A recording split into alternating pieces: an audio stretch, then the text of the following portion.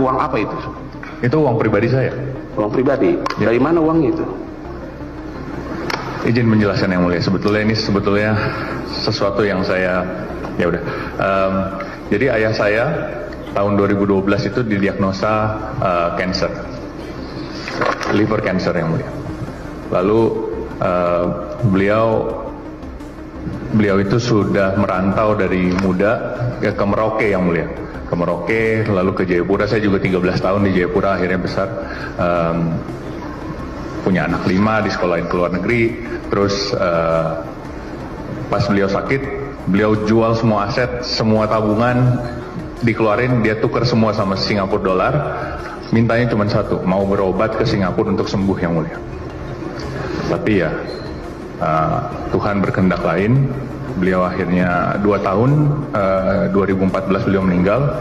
Nah, uang sisanya itu diwariskan ke saya Yang Mulia. Itu di safety box ya? Saya simpan di safety box. Kenapa di safety box pilih Ibu Sandra Dewi? Kenapa nggak di tabungan saudara sendiri disimpan? Karena istri saya itu brand ambassador dari bank tersebut, dikasih fasilitas itu gratis dan boleh saya pakai. Seperti itu. Betul. Kalau dikaitkan dengan keterangan istri saudara, Ibu Sandra Dewi, pada saat di awal pernikahan ada pemisahan Betul. ini ya, harta. Ya. Ada yang nanya? Saya kira cukup ya, Mas Ara?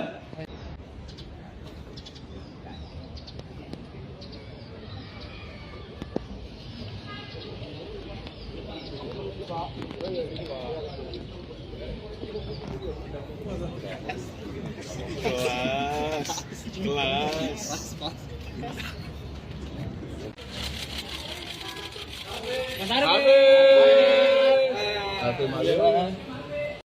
Ini baru pertama ada orang didakwa, bukan diduga, didakwa melakukan tindak pidana korupsi dan tindak pidana pencucian uang sebesar 300 triliun. 300 triliun. Lalu tuntutannya hanya 12 tahun. Dengan uang yang tadi 300 triliun itu dikembalikan hanya 210 miliar. Ditambah satu denda 1 miliar. Itu sungguh menusuk rasa keadilan. Karena apa? 6,5 tahun itu kecil sekali bagi orang yang menggarung kekayaan negara. 300 triliun hanya diambil 210. Lalu ada yang mengatakan, Pak, itu 300 itu kan potensi. Bukan potensi. Itu sudah disampaikan bahwa itu kerugian keuangan negara. Bukan kerugian perekonomian negara. Kalau kerugian perekonomian negara, itu potensi. Termasuk gaji, termasuk apa gitu ya. Diduga merugikan perekonomian. Ini uang negara. Menurut Jampitsus Febri Diansah. Resmi pada waktu itu malah menyebut ini bukan kerugian ekonomi negara, tapi keuangan negara. Artinya uang konkret yang dicuri dari negara. Sesudah dihitung lagi jadi 300 triliun. Hanya dikabulkan perampasannya 210 ditambah denda 1 miliar berarti 211. Ini sungguh tidak adil. Saudara-saudara sekalian, begitu saya dilantik jadi Presiden Republik Indonesia, jika memang saya menerima mandat dari rakyat, pada saat itu saya akan cari bukti-bukti korupsi semua itu. Dan pada saat itu, mulai saat itu, saya akan kejar koruptor-koruptor itu.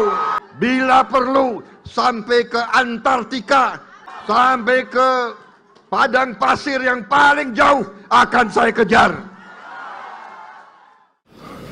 Hai para koruptor atau yang merasa pernah mencuri dari rakyat, kalau kau kembalikan yang kau curi, ya mungkin kita maafkan. Ini saya dalam rangka memberi, apa istilahnya itu? Memberi kesempatan untuk tobat. Hai para koruptor atau yang merasa pernah mencuri dari rakyat, kalau kau kembalikan yang kau curi, ya mungkin kita maafkan. Tapi kembalikan dong. Nanti kita beri kesempatan cara mengembalikannya bisa diam-diam supaya nggak ketahuan. Mengembalikan loh ya, tapi kembalikan. Presiden Prabowo Subianto sempat mengusulkan untuk memaafkan koruptor jika uang hasil korupsi dikembalikan ke negara. Prabowo juga memberi kelonggaran jika koruptor mengembalikannya secara diam-diam. Mantan Menko Polhukam Mahfud MD pun berkomentar soal usulan presiden tersebut. Menurutnya hal itu tidak boleh karena bertentangan dengan pasal 55 KUHP. Kebijakan tersebut dinilai beresiko dan berpotensi melanggar hukum. Sebelum secara hukum, secara politik, psikologis, saya kira itu merupakan ekspresi dari niat baik Pak Prabowo untuk menyelesaikan masalah korupsi yang nampaknya hampir membuat frustasi ya. Karena semakin lama, semakin membesar, kemudian kasus-kasus yang ada tidak bisa ditangani dengan tuntas. Oleh sebab itu kita harus hargai. Tetapi menurut saya itu berisiko ya. Kalau misalnya memaafkan korupsi, lalu apalagi dengan diam-diam, lalu asas pemerintahnya yang dua saja menyangkut akuntabilitas, pertanggungjawabannya gimana? Siapa yang melapor dan korupsi apa dan apa jumlahnya benar?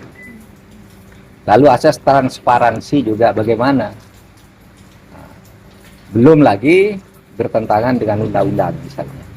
Kalau bertentangan dengan undang-undang sih ya gampang dibuat undang-undang baru kan gitu kan. Tetapi itu tadi transparansi dan akuntabilitasnya tidak bisa dijamin. Dan belum tentu orang mengaku juga korupsi kan gitu. Oleh sebab itu saya kira ya kita hargai itu bagian dari pernyataan Pak Prabowo yang katanya nanti akan berbuat sesuatu yang bisa dilihat sesudah 6 bulan.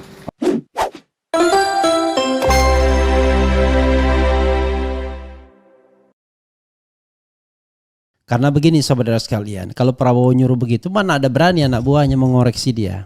Karena demokrasi tak ada di partai politik. Jadi kalau saya benar dukung, kalau tidak mencium tidak benar tinggalkan saya, nggak akan berani. Pertanyaannya dibalik, apakah Prabowo Subianto itu memiliki kemampuan untuk mengontrol anak buahnya tidak menyimpang, tidak memanfaatkan jabatan, tidak memanfaatkan sebagai partai penguasa untuk mengeruk kekayaan di republik ini. Masa Prabowo nggak ngerti sih? Siapa saja pembesar-pembesar yang main tambang, ya kan? Siapa saja pembesar-pembesar yang garuk duit negara, yang bocorin ini, bocorin itu, yang saudaranya main di badan usaha milik negara dan lain sebagainya dan lain sebagainya. Masa nggak tahu?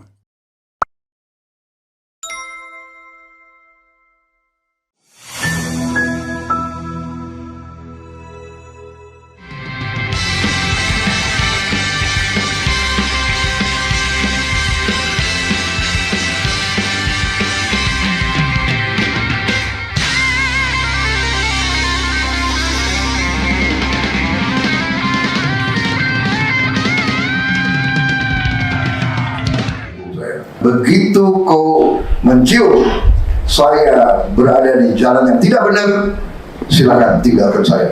Hidup saya, sumpah saya ingin mati di atas kebenaran. Saya ingin mati membela rakyat saya. Saya ingin mati membela orang miskin. Saya ingin mati membela kehormatan bangsa Indonesia. Saya tidak ragu-ragu. Assalamualaikum warahmatullahi wabarakatuh. Sobat RH sekalian, jumpa lagi kita di channel yang keren ini. Keren cadas. Ya sobat RH sekalian, itu tadi ya video dari Prabowo. Videonya tadi sampai habis ya. Jadi mengatakan mau mati ya untuk hal yang baik. Cuma kita bikin polling dulu, apakah Anda percaya dengan Prabowo? Nggak apa-apa ya. Kemudian A, percaya, B, tidak percaya. Ini sebagai suatu bentuk koreksi di awal ya. Karena begini saudara sekalian, kalau Prabowo nyuruh begitu mana ada berani anak buahnya mengoreksi dia.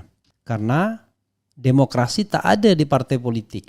Jadi Kalau saya benar, dukung. Kalau tidak mencium, tidak benar, tinggalkan saya. Nggak akan berani.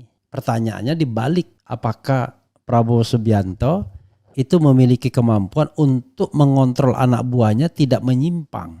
Tidak memanfaatkan jabatan, tidak memanfaatkan sebagai partai penguasa. Untuk mengeruk kekayaan di Republik ini. Untuk main tambang, untuk ngemplang pajak, untuk illegal mining, untuk illegal ekspor, untuk hal-hal buruk di Republik ini yang menyebabkan perekonomian terpuruk. Itu ya. Oke, karena itu kita bacakan dulu ya. Soalnya ini bukan sesuatu hal yang sifatnya pasif. Ini sesuatu yang dinamik. Kalau tidak diurus dengan baik, maka partai akan menjadi sarang korupsi. Orang-orang sekeliling Prabowo akan menjadi sumber-sumber korupsi. You can check it. Orang-orang di sekitar Jokowi. Siapa yang korup, siapa yang tidak. Ya. Bahkan presidennya sendiri juga bisa dicek apakah bisa korup atau tidak. Jadi itu sobat RH sekalian yang kita harus pahami ya. Coba kita bacakan komentar sobat RH sekalian. Tapi sebelumnya saya mau membaca beritanya dulu ya. Saya kalau mendengar Prabowo Subianto ngomong sambil semangat, saya juga semangat sebagai warga negara masyarakat. Bedanya adalah kalau orang lain mungkin semangat untuk menjilat. Kalau saya tetap semangat untuk mengkritik terus-menerus. Sampai kemudian saya salah, Prabowo yang benar. Itu yang saya harapkan. Saya salah, Prabowo yang benar. Begitu caranya ya. Nah, mudah-mudahan ini didengar. Saya salah, Prabowo yang benar. Tapi kalau cuma omon-omon doang di panggung depannya, tapi panggung belakangnya berkompromi dengan para koruptor, itu namanya sontoloyo namanya. Ya, tidak punya keberanian, tidak punya karakter. Kalau punya keberanian dan karakter, now I am the President of Republik Indonesia. Koruptor minggir. Jangankan menginjak istana dan menjadi bagian dari kabinet saya. Kalian akan saya proses semuanya karena saya tahu kalian koruptor semua. Kan begitu mestinya. Ya, masa Prabowo nggak ngerti sih? Siapa saja pembesar-pembesar yang main tambang, ya kan? Siapa saja pembesar-pembesar yang garuk duit negara, yang bocorin ini, bocorin itu, yang saudaranya main di badan usaha milik negara dan lain sebagainya dan lain sebagainya. Masa nggak tahu? Jadi jangan berpikir memberantas korupsi itu untuk korupsi yang incoming, yang akan datang. No, calon-calon koruptor itu sudah tergelar di atas meja. Anda seperti berburu di kebun binatang saja. So easy untuk nangkepin mereka satu-satu. Untuk memproses mereka satu-satu agar kemudian Indonesia ini betul-betul tentram. Indonesia ini benar-benar bisa diandalkan sebagai sebuah negara. Coba kita bacakan ya apa yang dikatakan Prabowo Subianto.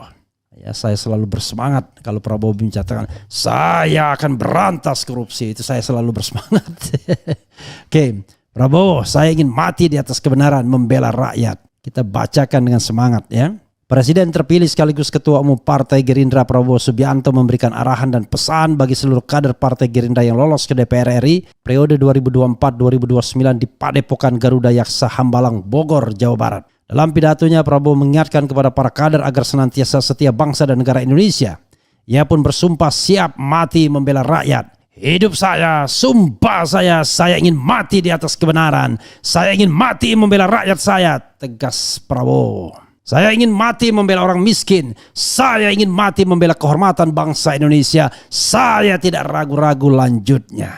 Di pembekalan pendidikan dan pelatihan diklat yang berlangsung selama 2 hari terkhusus untuk para anggota DPR RI terpilih periode 2024-2029 dari Partai Gerindra ini, Prabowo pun mengingatkan kemuliaan berbakti untuk negara dan bangsa.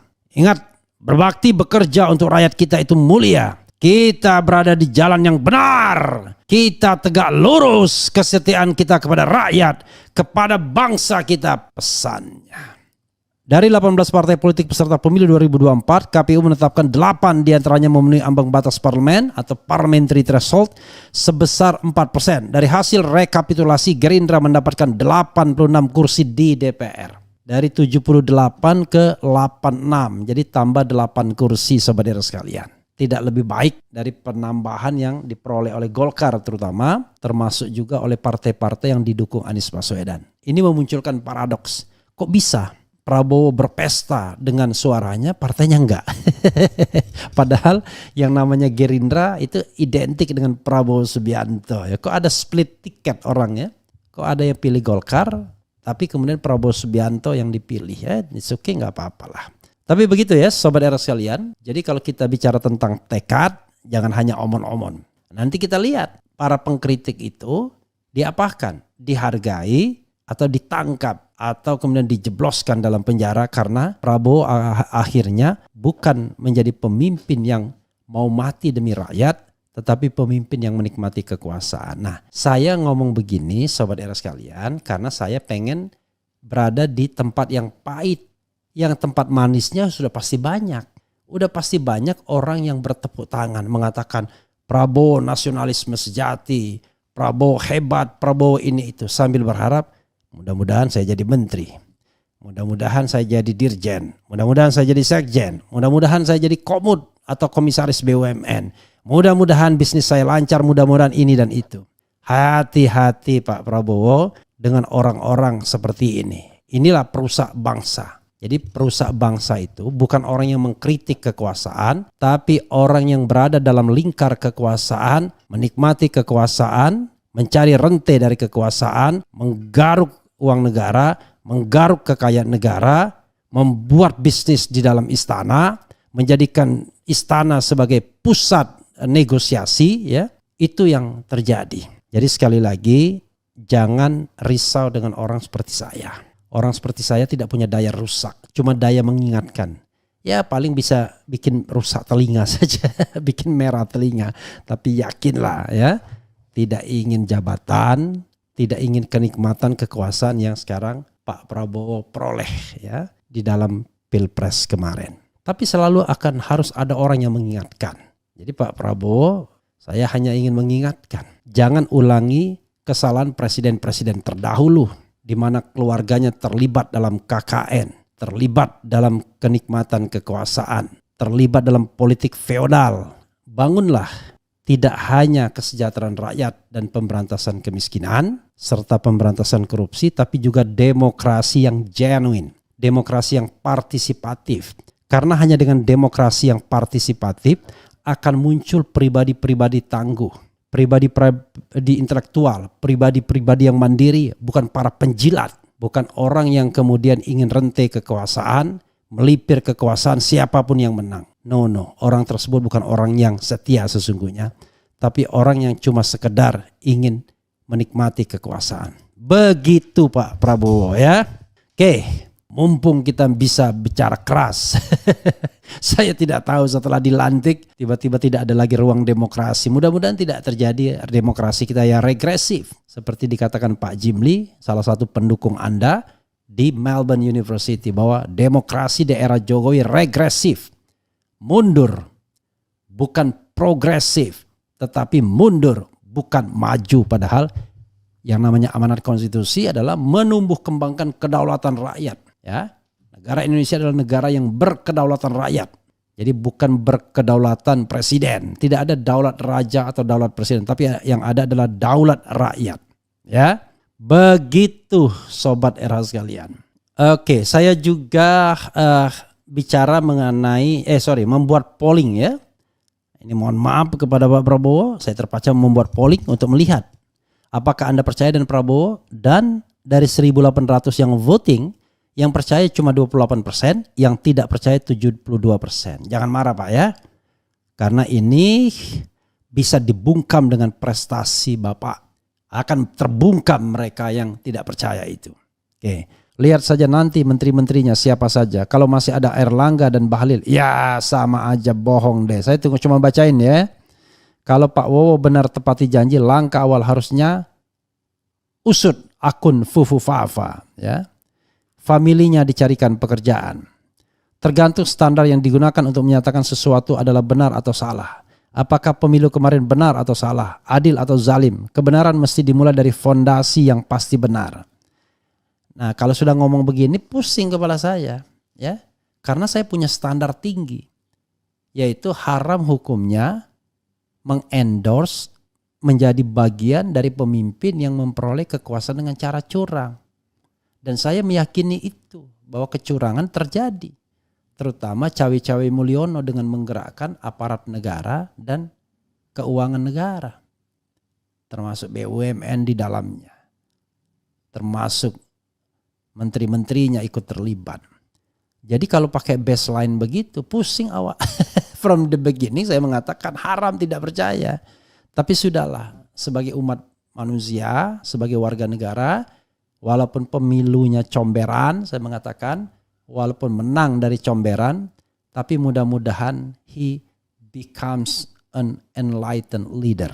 Dia menjadi pemimpin yang tercerahkan. Pemimpin yang memiliki komitmen dan jiwa nasionalisme tinggi. Pemimpin yang tidak menikmati kekuasaan, tapi tidur dalam keresahan karena rakyatnya makan atau tidak. Bukan pemimpin yang enak-enakan, ya, sambil meninggikan elektabilitas dan popularitas terus-menerus melalui lembaga survei yang suka bohong-bohong, ya, atau lembaga survei yang surveinya dibuat sedemikian rupa. Sama seperti pernyataan bahwa 10 tahun Jokowi berhasil oleh seorang surveyor atau pollster yang saya katakan, aduh, dicek ini orang dibayar atau tidak. Kalau dibayar saya nggak percaya, ya. Entah dibayar masa lalu, masa kini, masa depan, I don't know exactly, ya. Begitu banyak sekali pengkhianat di Republik Indonesia ini, ya. Banyak sekali orang yang takut miskin, banyak sekali orang yang takut kelaparan. Banyak sekali orang yang takut tidak mendapatkan bagian dari kenikmatan hidup atau kenikmatan jabatan. Ya, na'udzubillah min zalik, ya. Kemudian kita bacakan lagi, ya. Nah, kalau soal standar yang digunakan, saya juga bingung, Pak. Mengangkat Tommy Jiwandono sebagai wakil menteri, ya walaupun Jokowi yang mengangkat, apa itu tidak nepotisme? Oke, nanti kita lihat, ya. Siapa dapat apa? Tommy Jiwandono dapat apa? Hasim Joyokusumo dapat apa? Kemudian keluarga kerabat-kerabat lainnya dapat apa? Dari situ kita bisa menilai. Ya. Karena begini, sobat era sekalian, ya. Ya, kalau kita bicara mengenai hal-hal seperti ini, mudahnya begini, ya. Mudahnya adalah kalau kerabat, keponakan, anak, istri, whoever yang dekat dengan presiden dijadikan pejabat publik, maka dia akan powerful. Sistem tidak akan berjalan karena orang takut. Jangankan dengan anak pejabat yang menjabat, dengan anak pejabat yang tidak menjabat aja orang lebih takut. Jadi kita harus berpikir tentang good governance dan clean government, ya. Wassalamualaikum warahmatullahi wabarakatuh. Keren, cadas, cia.